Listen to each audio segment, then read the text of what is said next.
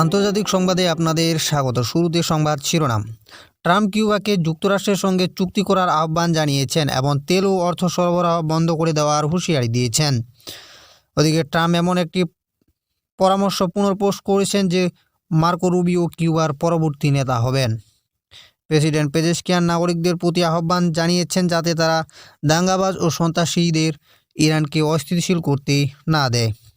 ট্রাম্পকে স্বৈরাচারী ফেরাউন আখ্যা দিয়ে কার্টুন পোস্ট করলেন সৈয়দ নেতা আয়াতুল্লাহ আলী খামেনি। যুদ্ধবিরতি লঙ্ঘনের সর্বশেষ ঘটনায় ইসরায়েল 4 ফিলিস্তিনিকে হত্যা করেছে।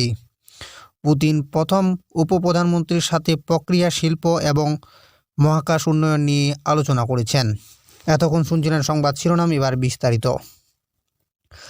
কারাকাস এবং ওয়াশিংটন মার্কিন যুক্তরাষ্ট্রে 50 মিলিয়ন ব্যারেল পর্যন্ত ভেনেজুয়েলার তেল সরবরাহের জন্য $2 বিলিয়ন চুক্তিতে এগিয়ে চলেছে, যার অর্থ মার্কিন ট্রেজারি তত্ত্বাবধানে অ্যাকাউন্টে জমা করা হবে, যা ট্রাম্প এবং অন্তর্বর্তীকালীন রাষ্ট্রপতি ডেলসি রদ্রিগেজের মধ্যে উদীয়মান সম্পর্কের একটি বড় পরীক্ষা। আর তেল বা কিউবার অর্থ যাবে না শূন্য। আমি দৃঢ়ভাবে পরামর্শ দিচ্ছি যে তারা খুব দেরি হওয়ার আগেই একটি চুক্তি করে ফেলুক, ট্রাম্প রবিবার তার ট্রুথ সোশ্যাল প্ল্যাটফর্মে লিখেছেন। কিউবা বহু বছর ধরে ভেনেজুয়েলা থেকে প্রচুর পরিমাণে তেল এবং অর্থের উপর নির্ভর করে বেঁচে ছিল। ট্রাম্প আরও যোগ করেছেন, কিউবার রাষ্ট্রপতি মিগুয়েল ডিয়াজ ক্যানেল সোশ্যাল মিডিয়া ট্রাম্পের হুমকি প্রত্যাখ্যান করেছেন, পরামর্শ দিয়েছেন যে কিউবার ওপর চুক্তি জোর করার কোনো নৈতিক অধিকার মার্কিন যুক্তরাষ্ট্রের নেই। কিউবা একটি স্বাধীন এবং সার্বভৌম জাতি। আমরা যা করি তা কেউ নির্দেশ দেয় না। ডিয়াজ ক্যানেল এক্সে বলেছেন, কিউবা আক্রমণ করে না, এটি 66 বছর ধরে মার্কিন যুক্তরাষ্ট্র দ্বারা আক্রমণ করা হয়েছে এবং এটি হুমকি দেয় না। এটি রক্তের শেষ বিন্দু পর্যন্ত স্বদেশকে রক্ষা করার জন্য প্রস্তুত। মার্কিন রাষ্ট্রপতি তার প্রস্তাবিত চুক্তি সম্পর্কে বিস্তারিত বলেননি, কিন্তু কিউবার ওপর ট্রাম্পের চাপ আঞ্চলিক শক্তিগুলিকে মার্কিন যুক্তরাষ্ট্রের সাথে সামঞ্জস্যপূর্ণ করার তার পদক্ষেপের সর্বশেষ বৃদ্ধির প্রতিনিধিত্ব করে এবং পশ্চিম গোলার্ধে আধিপত্য বিস্তারের প্রশাসনের উচ্চাকাঙ্ক্ষার গুরুত্বকে তুলে ধরে। ট্রাম্পের শীর্ষ কর্মকর্তারা, যার মধ্যে পররাষ্ট্রমন্ত্রী মার্কো রুবিও রয়েছেন, তাদের প্রত্যাশার কথা গোপন করেননি যে ভেনেজুয়েলায় মার্কিন হস্তক্ষেপের কিউবাকে প্রান্তে ঠেলে দিতে পারে। মার্কিন কর্মকর্তারা সাম্প্রতিক সপ্তাহগুলিতে কিউবার বিরুদ্ধে তাদের বক্তব্য আরও কঠোর করেছেন। যদিও প্রাক্তন নেতা ফিদেল কাস্ত্রোর 1959 সালের বিপ্লবের পর থেকে দুটি দেশই মতবিরোধী রয়েছে। রবিবার এক্সে আরেকটি পোস্টে কিউবার পররাষ্ট্রমন্ত্রী ব্রুনো রদ্রিগেজ বলেছেন যে কিউবার যে কোনো সরবরাহকারীর কাছ থেকে জ্বালানি আমদানি করার অধিকার রয়েছে যারা এটি রপ্তানি করতে ইচ্ছুক। তিনি এও অস্বীকার করেছেন যে কিউবা যে কোনো দেশকে প্রদত্ত সুরক্ষা পরিষেবার বিনিময়ে আর্থিক বা অন্যান্য বস্তুগত ক্ষতিপূরণ পেয়েছে। ওদিকে প্রেসিডেন্ট ডোনাল্ড ট্রাম্প একটি সোশ্যাল মিডিয়া বার্তা পুনঃপোস্ট করেছেন, যেখানে বলা হয়েছে যে কিউবার অভিবাসী পিতামাতার সন্তান মার্কিন পররাষ্ট্রমন্ত্রী মার্কো রুবিওর কিউবার পরবর্তী নেতা হবেন। ট্রাম্প 8 জানুয়ারি পোস্ট করা ব্যবহারকারী ক্লিফ স্মিথের একটি ট্রুথ সোশ্যাল বার্তা পুনঃপ্রকাশ করেন, যেখানে লেখা ছিল মার্কো রুবিও কিউবার প্রেসিডেন্ট হবেন এবং এর সাথে একটি হাসির ইমোজিও যুক্ত ছিল। পুনঃপোস্টটি সম্পর্কে ট্রাম্পের মন্তব্য ছিল, আমার কাছে এটা ভালোই লাগছে। এই ব্যবহারকারীটি মূলত অপরিচিত, যার বায়োতে তাকে একজন রক্ষণশীল ক্যালিফোর্নিয়ার হিসেবে উল্লেখ করা হয়েছে এবং তার অনুসারীর সংখ্যা 500 এরও কম। ট্রাম্পের এই পুনঃপোস্টটি এমন এক সপ্তাহ পরে এলো যখন মার্কিন বাহিনী কারাকাসে একটি রাতের অভিযানে ভেনেজুয়েলার শাসক নিকোলাস মাদুরোকে আটক করে, যে অভিযানে কয়েক ডজন ভেনেজুয়েলান এবং কিউবান নিরাপত্তা বাহিনীর সদস্য নিহত হন।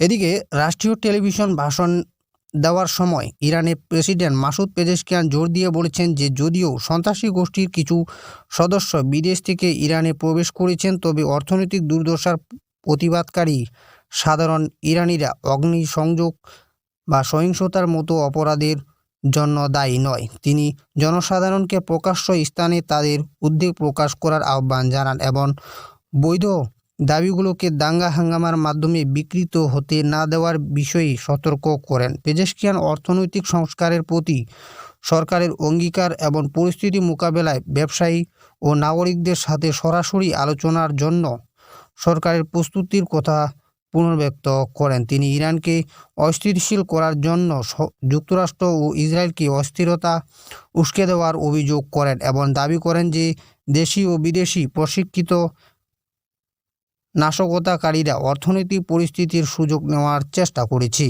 প্রেসিডেন্ট বেসামরিক নাগরিক ও মসজিদের উপর হামলার নিন্দা জানিয়ে বলেন, যারা এই ধরনের কাজ করেছে তারা ইরানি সমাবেশ প্রতিনিধিত্ব করে না। তিনি ক্ষতিগ্রস্তদের প্রতি সমবেদনা জানান এবং তরুণদের সন্ত্রাসবাদ বা সহিংস দাঙ্গায় জড়িয়ে না পড়ার আহ্বান জানান। ইরানের সর্বোচ্চ নেতা সৈয়দ আয়াতুল্লাহ আলী খামেনি সোমবার সামাজিক যোগাযোগ মাধ্যমে একটি ছবি পোস্ট করেছেন, যেখানে মার্কিন প্রেসিডেন্ট ডোনাল্ড ট্রাম্পকে একজন প্রাচীন ফেরাও হিসেবে চিত্রিত করা হয়েছে এবং সতর্ক করা হয়েছে যে শেষ পর্যন্ত তাকেও অতীতের স্বৈর শাসকদের মতোই পরিণতির মুখোমুখি হতে হবে। মার্কিন সামাজিক যোগাযোগ মাধ্যম কোম্পানি এক্সে খামেনির অফিসিয়াল অ্যাকাউন্টে শেয়ার করা ছবিটি একটি ভাঙ্গা ফারাও শৈলীর শবাধার দেখাচ্ছে, যার উপর ট্রাম্পের মতো দেখতে একটি অধিকৃতি রয়েছে এবং এর সাথে ক্যাপশন দেওয়া হয়েছে ফেরাওর মতো। ছবিটির সাথে ফরাসি ভাষায় পোস্ট করা একটি বার্তায় খোমেনি বলেছেন যে ফারাও নমরুদ, রেজা খান এবং মোহাম্মদ রেজার মতো অহংকারী শাসকরা যারা বিশ্বকে শাসন করতে চেয়েছিল তারা তাদের ক্ষমতার শিখরে থাকাকালীনই ক্ষমতাচ্যুত হয়েছিল। তিনি আরও বলেন, এই ব্যক্তিও ক্ষমতাচ্যুত হবে। এই পোস্টটি এমন এক সময় এসেছে যখন ট্রাম্প ইরানের নেতৃত্বের বিরুদ্ধে সাম্প্রতিক হুমকি হিসেবে দিয়েছে, যার মধ্যে দেশটির বিক্ষোভ ও অভ্যন্তরীণ অস্থিরতা সম্পর্কিত মন্তব্য অন্তর্ভুক্ত রয়েছে। ওদিকে ওয়াফা সংবাদ সংস্থা চিকিৎসা সূত্রের বরাত দিয়ে জানিয়েছে, ইসরায়েল ভোর থেকে অবরুদ্ধ গাজা জুড়ে অন্তত 4 ফিলিস্তিনিকে হত্যা করেছেন। চিকিৎসা সূত্রগুলো জানিয়েছে, ইসরায়েল দক্ষিণ গাজায় 2 জনকে এবং উত্তর গাজায় 2 জনকে হত্যা করেছে, যাদের মধ্যে একজন তার আঘাতের কারণে মারা গেছেন। চিকিৎসকরা আরও বলেছেন, ইসরায়েল জাবালিয়া ক্যাম্প, বেত লাহিয়া ও জাবালিয়ায় অন্যদেরও আহত করেছেন। ক্রেমলিনের রুশ প্রেসিডেন্ট ভ্লাদিমির পুতিনের সাথে প্রথম উপপ্রধানমন্ত্রী ডেনিস মান্টুরেভের বৈঠকের উৎপাদন শিল্প এবং মহাকাশ খাতের উন্নয়ন সংক্রান্ত বিষয়গুলো, যার মধ্যে দ্বৈত উদ্দেশ্যমূলক পণ্যও অন্তর্ভুক্ত, আলোচনার বিষয়বস্তু হয়ে ওঠে। রাষ্ট্রপ্রধান বলেন, আপনি উৎপাদন শিল্পের পরিস্থিতি নিয়ে কথা বলতে চেয়েছিলেন এবং এই উৎখাতের উচ্চ ফলাফলের কথা উল্লেখ করেন। পুতিন আরও বলেন, মহাকাশ খাতে কী ঘটছে সে সম্পর্কে আপনার মূল্যায়নও আমি শুনতে চাই। প্রতিবেদনের জন্য মান্টুরভকে সুযোগ দিয়ে রুশ নেতা যোগ করেন, আমি তথাকথিত দ্বৈত উদ্দেশ্যমূলক উন্নয়নগুলোর কথা বলছি। প্রথম উপপ্রধানমন্ত্রীর সাথে এই বৈঠকটি ছিল 2026 সালে রুশ প্রেসিডেন্টের প্রথম প্রকাশ্য সরকারি কার্যক্রম। এ ছিল আজকের গুরুত্বপূর্ণ সংবাদ। সঙ্গে থাকার জন্য ধন্যবাদ।